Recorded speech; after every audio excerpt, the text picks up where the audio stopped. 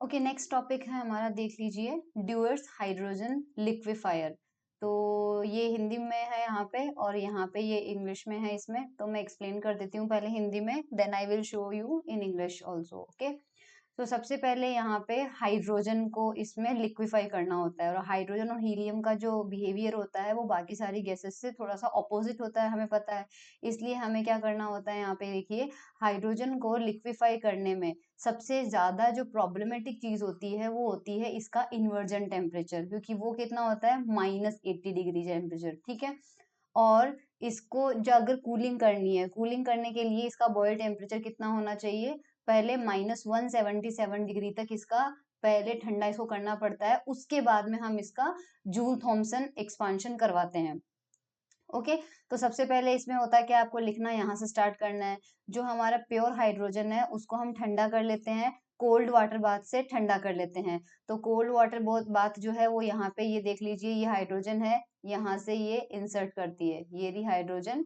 Okay, ये यहाँ से इस नली से इंसर्ट करती है।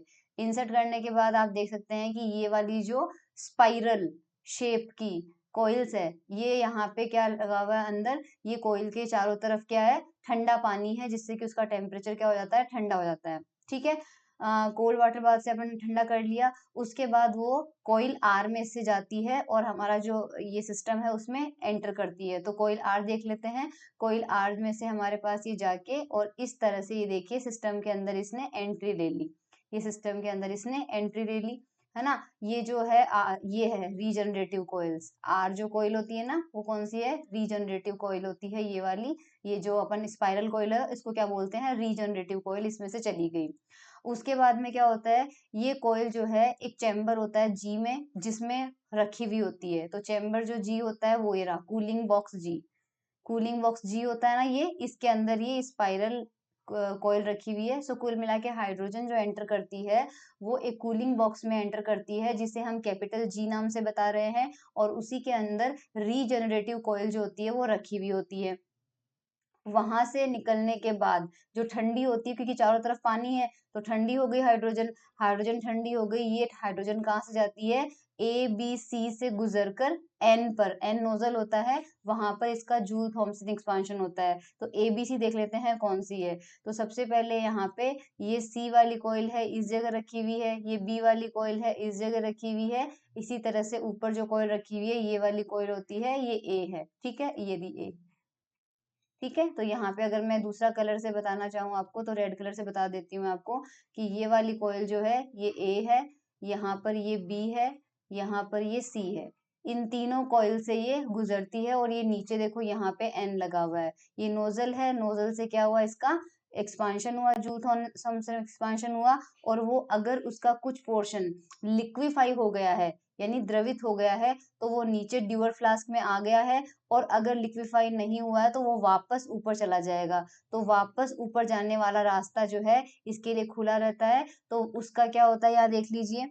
सो जो अब कॉइल एबीसी में क्या होता है, ए जो होती है वो किस, एबीसी में क्या डिफरेंस है, तीन कॉइल से क्यों गुजारा, तो ए जो होती है वो चारों तरफ उसमें क्या होती है, लिक्विड एयर होती है, जो कि उसका टेम्परेचर होता है -170 डिग्री, जिससे कि जो हाइड्रोजन गैस आ रही होती है कोयल में, उसका टेम्परेचर भी कितना हो जाता है, -170 डिग्री बनाए रखा जाता है। फिर वो कुंडली बी में चली जाती है, बी में वहां पर क्या होता है, लो प्रेशर होता है, लो प्रेशर पे वो वेपराइज होती है, और वहां पर उसका टेम्परेचर और कम कर दिया जाता है, -200 डिग्री सेंटीग्रेड के लगभग हो जाता है। यानी एक ऑयल के अंदर चारों तरफ जो एटमॉस्फेयर होता है उसमें -170 हो जाता है, जिससे कि वो -170 पे आ जाती है। बी में आते आते उसका टेम्परेचर -200 तक आ जाती है। इस ताप पर बाद में वो एन पर जूल थॉम्सन एक्सपांशन उसका होता है, और एक्सपांशन के बाद हमें पता है कि अब वो ठंडी होगी, तो थोड़े 2-3 साइकिल के बाद उसका टेम्परेचर -250 डिग्री सेंटीग्रेड तक हो जाता है, और वो लिक्विफाई हो जाती है। लिक्विफाई से उसको ड्यूअर फ्लास्क में इकट्ठा कर दिया जाता है। तो ये इसका डायग्राम इस तरह से आपके पास बनाया हुआ है। ये आपके पास ए है, यहाँ पे -170 है, ये आपके पास बी है, यहाँ से 200 होता है, उसके बाद सी में से गुजर के सीधा नोजल पे आती है और ड्यूअर फ्लास्क में आ जाती है। ठीक है, तो अब मैं आपको इंग्लिश में इसका दिखा देती हूँ। ये तो इसका डायग्राम रहा, ठीक है, और इसकी थ्योरी जो है वो आप एक बार यहाँ पर देख लीजिए। द मेन डिफिकल्टी ऑफ लिक्विफाइंग ये नहीं करना है आपको, यहाँ से प्रिंसिपल से स्टार्ट करना है। Dewar hydrogen liquid in shown in figure, pure hydrogen after passing through the cold water bath is allowed to enter the liquefier through regenerative coil R में से उसको गुजारा जाता है। It is kept inside the cooling box G के अंदर वो रखी होती है। Where the gas is cooled by hydrogen gas coming after the expansion, जो कि एक्सपांशन के बाद हाइड्रोजन वहां पे आती है। This cooled hydrogen gas passes through spiral tubes ABC, वो एबीसी कॉइल से गुजरती है और उसके बाद एन के पास जाती है। ट्यूब ए जो होता है वो लिक्विड एयर से सराउंडेड होता है, जहां पर उस इनकमिंग हाइड्रोजन का टेम्परेचर -170 डिग्री मेंटेन होता है।